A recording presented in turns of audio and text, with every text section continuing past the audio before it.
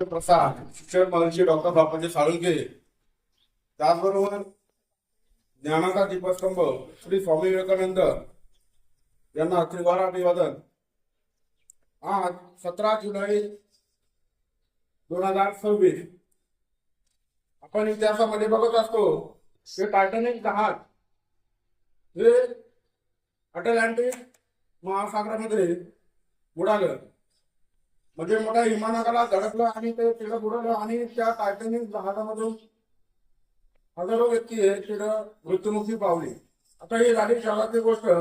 त्याचबरोबर भारतात घडलेली घटना म्हणजे आपल्या महाराष्ट्रात आणि त्याचबरोबर आपल्या मुंबईलगत म्हणजे आपल्या खाडी प्रदेशामध्ये घडलेली घटना ही फक्त लोकगीतामध्ये जास्त करून आढळली जाते। तर ही 17 जुलै 1947 ची घटना आहे ती आपल्याला माहिती पाहिजे।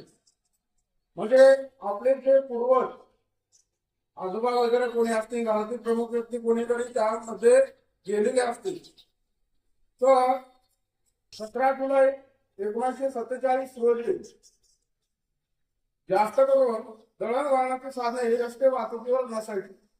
1936 मध्ये मुंबई गोवा हा राष्ट्रीय महामार्ग झाला, परंतु त्यावर जी वाहतूक होती ती कमी प्रमाणात असायची आणि आपल्या खाडी प्रदेशात असणारे म्हणजे रायगड म्हणजे पूर्वी त्याला कुलाबा बोलायचे, तर कुलाबा, रत्नागिरी आणि तसंच खाली सिंधुदुर्गापर्यंत गोव्यापर्यंत जास्त प्रमाणात ही बोटीद्वारे जहाजाद्वारे जलवाहतूक व्हायची। त्यामध्ये प्रवासी वाहतूक आणि माल वाहतूक ही देखील त्यामध्ये जास्त प्रमाणात व्हायची। म्हणजे 17 जुलै 1947 त्यानंतर एक महिन्यानंतर भारत स्वतंत्र झाला होता, 15 ऑगस्ट 1947। म्हणजे त्यावेळेची घटना 17 जुलै 1947 वार गुरुवार, त्यावेळेस गुरुवारच्या दिवशी असणारी जी दीप अमावस्या आणि दीप अमावस्याला लागून 1-2 दिवस सुट्ट्या आणि आपल्या कुलाबातील म्हणजे रायगड मधील आणि रत्नागिरीतील भरपूर असे चाकरमानी म्हणजे घरातील जे प्रमुख व्यक्ती ते गिरणगाव, भायखळा, लालबाग, परळ या भागामध्ये कामाला जातात। कारण ज्यावेळेस इंग्रजांची सत्ता होती त्यावेळेस मुंबईमध्ये जास्त करून मिल होत्या, कापड गिरण्या होत्या आणि या कापड गिरण्या किंवा मिल यांना जे कामगार पाहिजे होते ते आपल्या कोकणातून जास्त प्रमाणात आहे। अजून एक आपण बघतो की जास्त प्रमाणात कोकणातून हे कामगार मुंबईला पुरवले जातात, मुंबईमध्ये काम करतात, आपलं पोट भरण्याचं काम करतात। आता 17 जुलै 1947 रोजी ज्यावेळेस जास्त प्रमाणात जलवाहतुकीद्वारे प्रवासी वाहतूक व्हायची, तर त्यावेळेस भाऊच्या धक्क्यावर मुंबई तेथे बॉम्बे स्ट्रीम नेव्हिगेशन या कंपनीची रामदास बोट म्हणजे मुंबईचे जे शिल्पकार आहेत नाना जगन्नाथ शंकरशेठ यांनी ब्रिटिशांकडे विनंती केली की प्रवासी वाहतुकीसाठी काहीतरी असावं आणि त्यालाच अनुसरून बॉम्बे स्ट्रीम नेव्हिगेशन ही कंपनी स्थापन झाली।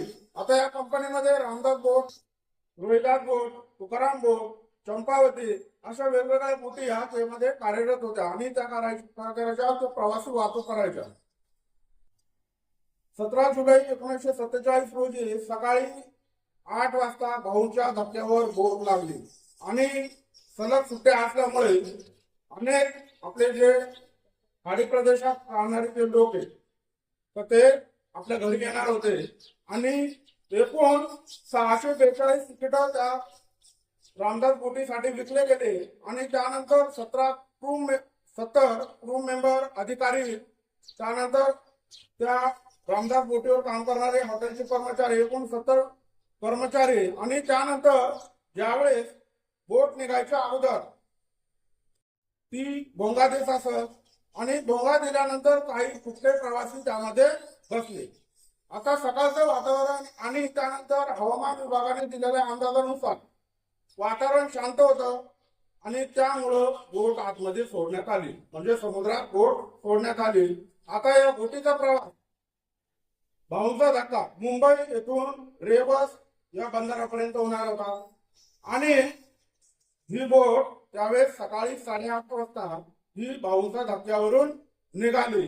वातावरण शांत होतं आणि या बोटीमध्ये बसलेले सर्व व्यक्ती एकमेकांसोबत बोलत होते आनंदात होते आणि दुसरी गोष्ट म्हणजे महत्वाचं की घरी जाणार होते, आपल्या कुटुंबासोबत भेटणार होते.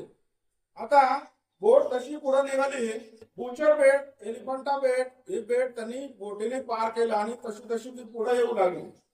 आणि पुढे येत असताना काही मैलाच्या अंतरावर अचानक समुद्रातील वातावरण बदलतं. आता वातावरण बदलल्यामुळे काय झालंय की